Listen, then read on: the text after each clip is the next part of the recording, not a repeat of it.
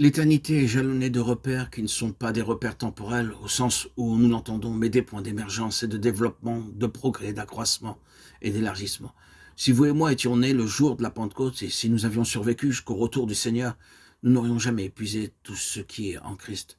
Nous aurions certes découvert quelque chose, atteint un certain stade dans notre connaissance de Christ, mais il nous aurait fallu un siècle de plus dans des circonstances différentes pour découvrir ce que nous n'avons jamais pu découvrir dans le contexte de cette vie présente. Et une fois passé ce stade, de nouveaux horizons s'ouvriraient sans doute devant nous. Le surplace n'existera pas dans l'éternité. Son rôle est d'accroître son empire sans fin. Ésaïe 9,6. La chute et la rédemption représentent, pour ainsi dire, une dépression dans la trajectoire poursuivie par Dieu, à travers les âges. Celle-ci devait être parfaitement rectiligne, et il n'aurait jamais dû y avoir d'interruption ni de méandre.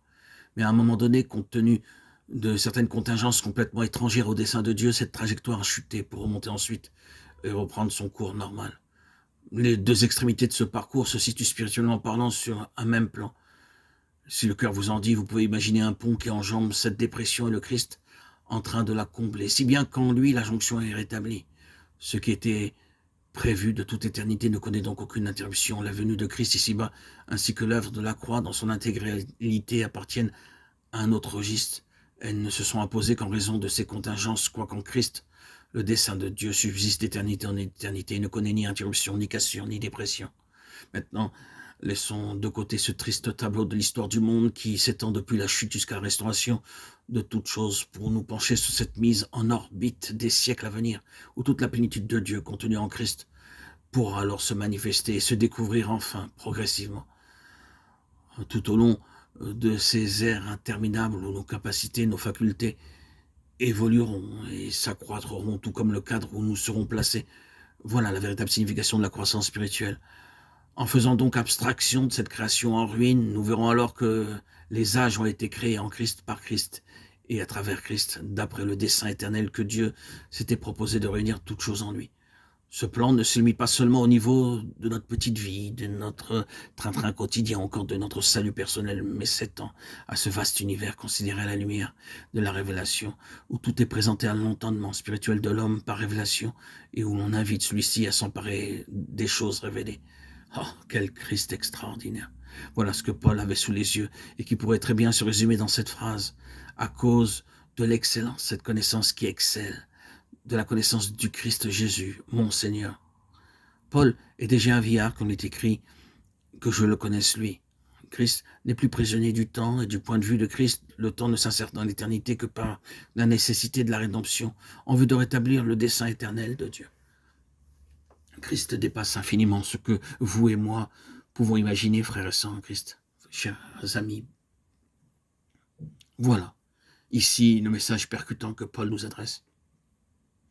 Lui-même a commencé par cette approche étriquée d'un Messie juif et finira par un Christ allant bien au-delà de tout ce qu'il avait vu ou connu jusque-là, si bien qu'il posera cette ultime exclamation « Que je le connaisse lui ». Et l'éternité ne suffira pas pour cela. Quel Christ fabuleux et puissant, extraordinaire et merveilleux nous avons là. Quelle perception merveilleuse a Paul de notre Seigneur Jésus-Christ. Avons-nous la même perception? Avons-nous le même entendement que l'apôtre? Ne serait-ce qu'un demi-ongle? Alors, combien notre cheminement serait beaucoup plus puissant, avec plus d'ardeur et d'exaltation.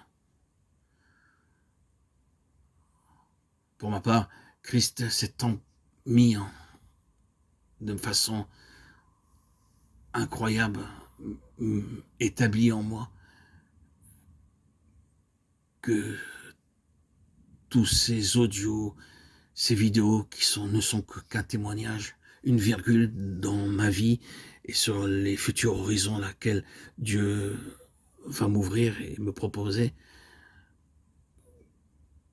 que le fait de vivre et de produire ces audios ne sont que pour moi le témoignage de cette vie merveilleuse que Christ a établie en moi. Sans aucune fatigue et avec délice, plus de 100 000, 140 000 publications depuis juillet 2021. Je témoigne de cet amour fabuleux, de cette perception de Christ éternel qui agit en moi. C'est Christ. Frères et sœurs, qui nous élève, c'est Christ, qui nous donne la force. J'en témoigne. Aucune lassitude, aucune fatigue. Toujours du renouveau, de la régénération. C'est Christ qui m'a franchi, c'est Christ qui m'a grandi. Christ s'est révélé à mon cœur. Et j'ai renoncé à tout mon être judaïque. J'ai guéri d'une façon exceptionnelle d'épreuves concernant ma maniaco-dépression, ma bipolarité qui a duré plus de 34 ans depuis ma préadolescence. Quelle merveille! Comment Christ est parvenu à mon cœur et j'ai pu abandonner les vues étroites que j'avais sur le monde et les déséquilibres fréquents vus à mes émotions changeantes, constantes et permanentes. Christ, en se révélant à moi, m'a fait connaître et vivre l'équilibre, la joie de le suivre, l'épanouissement, le plaisir de vivre, de grandir dans cette plénitude. Ce Christ m'a libéré, m'a délivré de toutes mes chaînes, de toutes mes servitudes, que ce soit dans le péché ou dans le monde judaïque.